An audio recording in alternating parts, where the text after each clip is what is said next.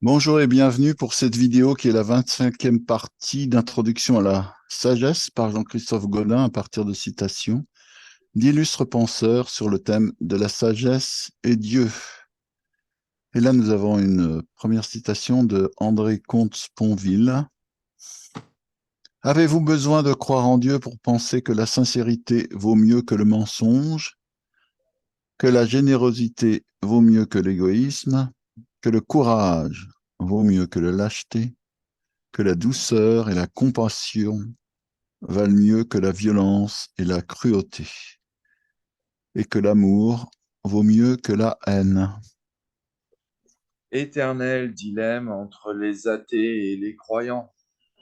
Quand on est croyant, assez souvent, la croyance en Dieu fait que on a une certaine morale.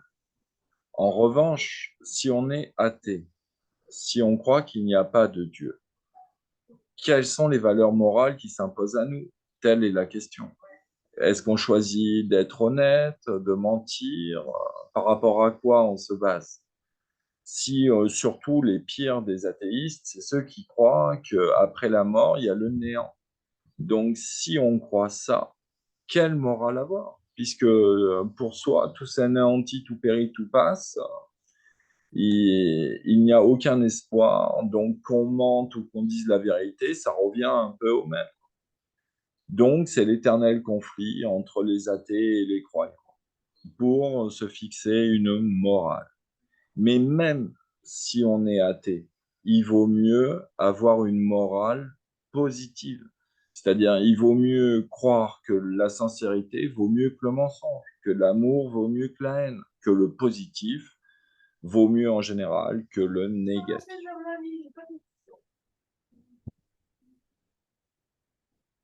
Et maintenant, nous allons passer à Diderot. L'idée qu'il n'y a pas de Dieu ne fait trembler personne. On tremble plutôt qu'il y en ait un.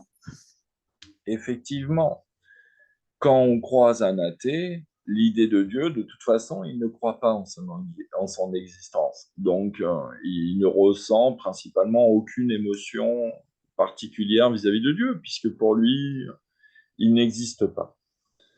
Bon.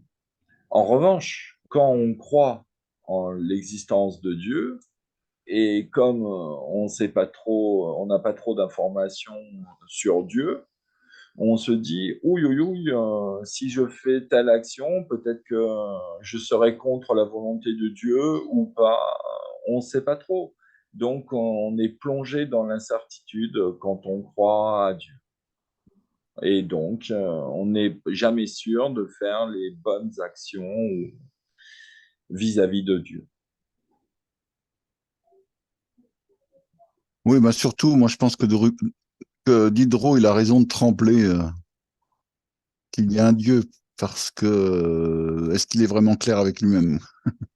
Ah, ça. Et puis, si on se réfère à l'Ancien Testament, Dieu était parfois vengeur lors du déluge de Noé, lors des murs de Jéricho avec l'Arche d'Alliance. On a plein d'exemples du Dieu vengeur de l'Ancien Testament. Donc, Oui, c'est c'est l'Ancien Testament, et plutôt... après. Donc finalement, après, il s'est dit ça marche pas, donc je vais essayer le pardon. Et le Nouveau Testament, c'est plutôt axé sur le pardon que sur la vengeance. Donc, en fait, l'idée de Dieu, une fois qu'on y croit, pose beaucoup de questions et nous plonge plutôt dans l'incertitude que dans la certitude. Et donc, on est soumis aux erreurs vis-à-vis de Dieu. Et ça c'est source de peur. Voilà, et donc maintenant nous allons passer à l'Ecclésiaste. Donc au chapitre 3, les versets de 1 à 8, avec une traduction second livre, on va dire, je ne sais pas exactement ce que c'est. Et accrochez-vous, ça va être long. Il y a un temps pour tout, un temps pour toute chose sous les cieux,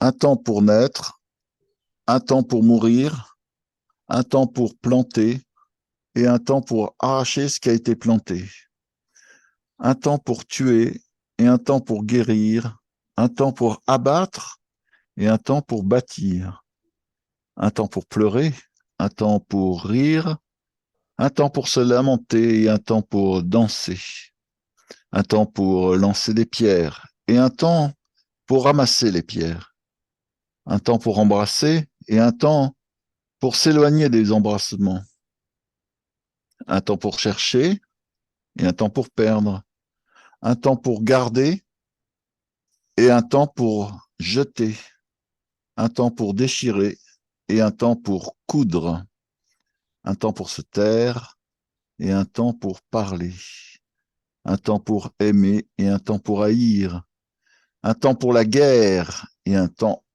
pour la paix. Magnifique citation qui dit en résumé que, il y a toujours des oppositions dans la vie. La tristesse, la joie, aimer, haïr, ou plein d'exemples. Et donc, chaque chose en son temps. Il y a toujours un temps pour chaque concept, pour chaque réalité.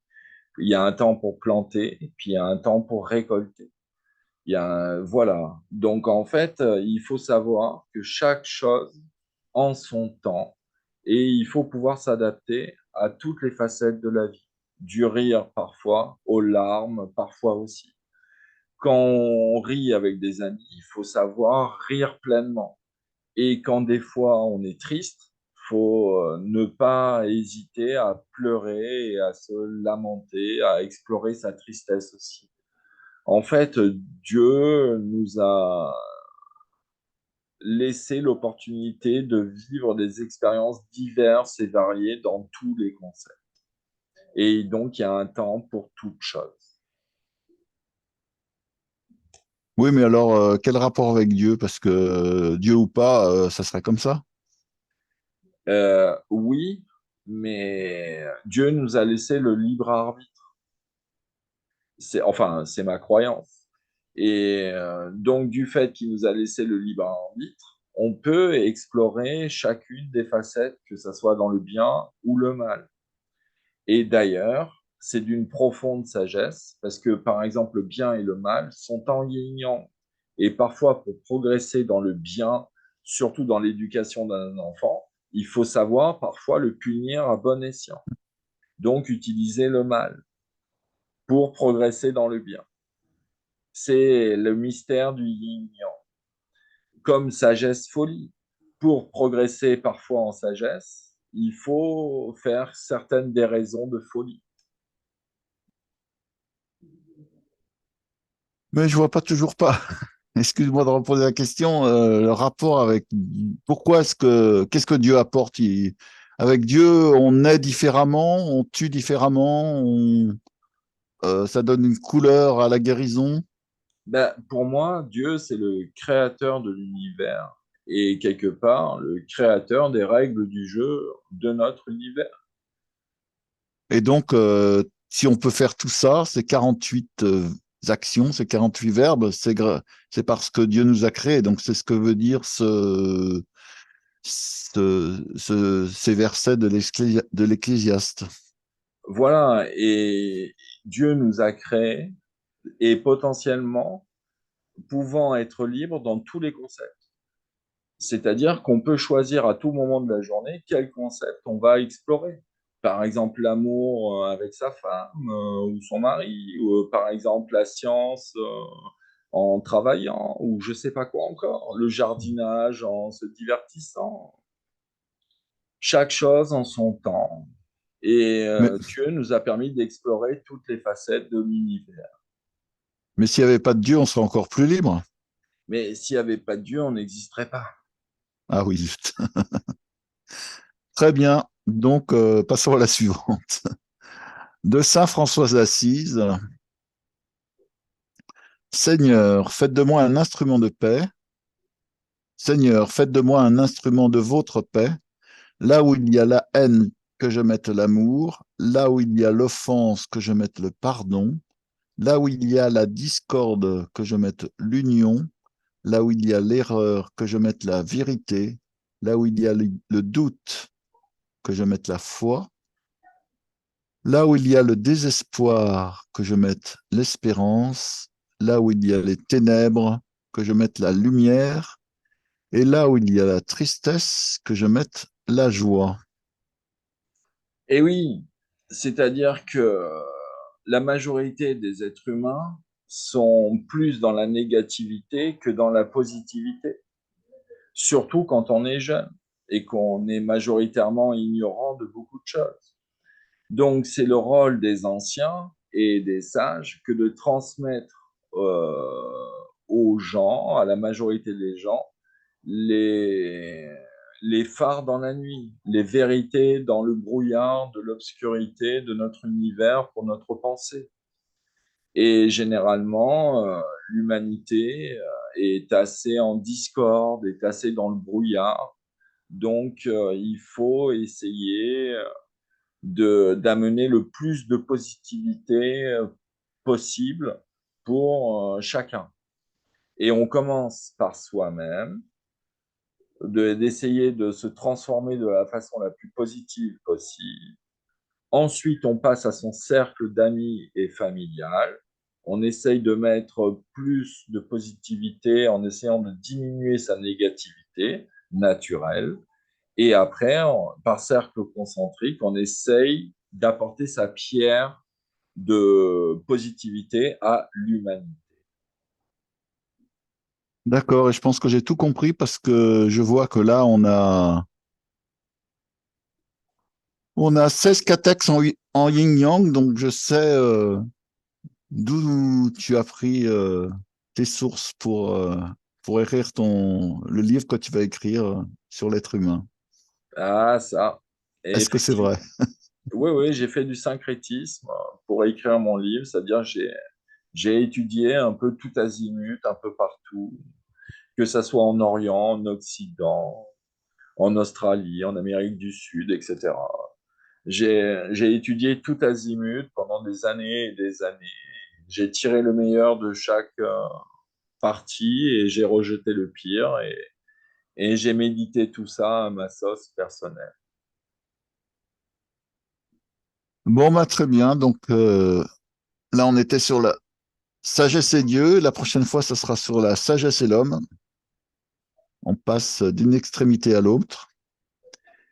Et donc là, c'était la 25e partie d'introduction à la sagesse par Jean-Christophe Godin à partir de citations d'illustres penseurs. Et donc, nous terminons là le thème de la sagesse et Dieu.